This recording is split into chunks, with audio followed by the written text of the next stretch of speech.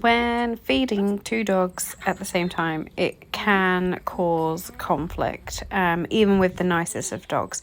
So one of the most important things that we need to consider is their feeding routine and how we go about that, and then also how we establish leave and where that's applicable.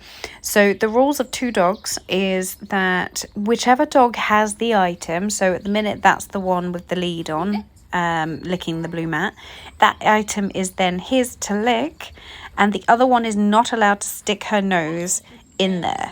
Because that is confrontational and that could cause any dog to have a reaction. Even the nicest of dogs might react to that. It's kind of like us humans sticking our nose in somebody else's dinner and just waffling it up. It doesn't work that way, does it?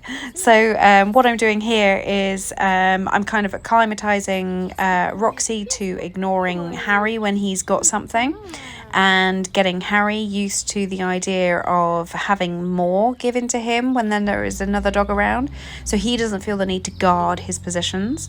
And then because Harry, he's the younger one, hasn't got such a strong leave ability, I've clipped the lead on him so we can practice this, knowing for sure that he is never going to get to whatever I say leave to. So at the minute, I'm just using the word leave anytime he shows interest in that bowl, in that plate.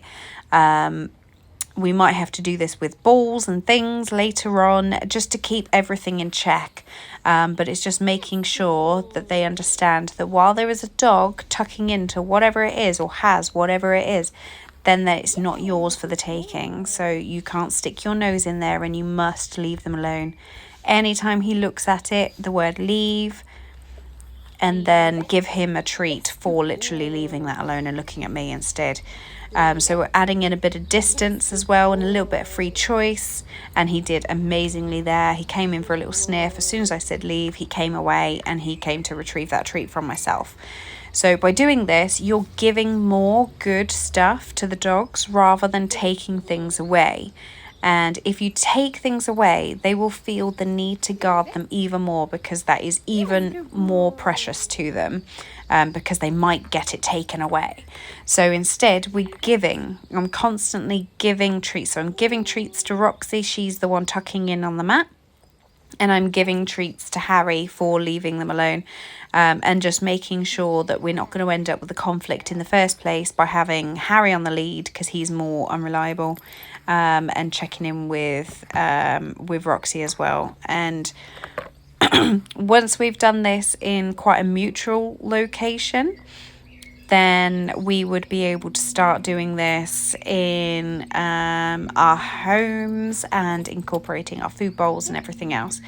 So because I had 2 lick mitts, I kind of thought I may as well do this as well. So it's just getting them used to having their own space and feeling secure in that space with whatever item it is that they have at that time. This isn't always possible, and I understand this is the formal version of what's going on. But the more we do the formal version, the more they will understand the concept of leave. And your end goal is to get to a point where you can say leave at the other side of the room, and maybe both dogs will leave it alone, or perhaps the dog that is going in to investigate will leave it alone. It would be perfect if you could say leave and both dogs literally left that item alone. So it's all in the word leave. The more you can practice the word leave and gear them up for real life situations in a controlled way, the better, because then they will understand what that concept is and how to move forward with it. So I'm just doing the same thing here. So I'm just adding in a little bit of distance, a little bit of choice, trying to be as normal as possible. And the dogs are choosing to leave each other alone and accept each other in that space.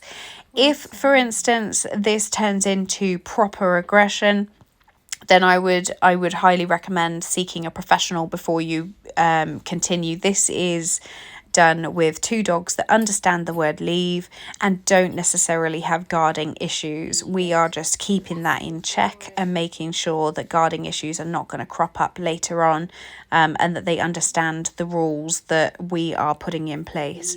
So if guarding is an issue, then I'd highly recommend seeking professional help before trying anything like this whatsoever. So we can keep everything as safe and secure as possible and make sure that both dogs are understood and heard throughout the whole process. Okay, so this is something that you can try just to keep the peace in the house, and to practice leaving one another alone.